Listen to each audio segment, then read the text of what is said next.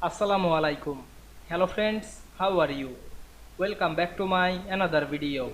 In this video, I am going to show you how to add reflection to image or shape in Microsoft Excel. Let's get started. At first, we have to open your Excel workbook. Then go to the insert menu. Select the picture option, choose this device. Now I am select an image from our file and click insert. Then resize the image. Go to the picture format menu, select the picture effect option and select the reflection, then choose any reflection.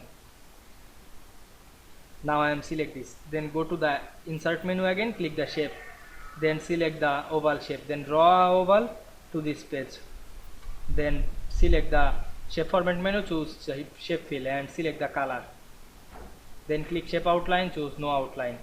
Go to the shape format menu again, click shape effect and select the reflection and choose any reflection. Now we can see we add reflection to shape or picture very easily.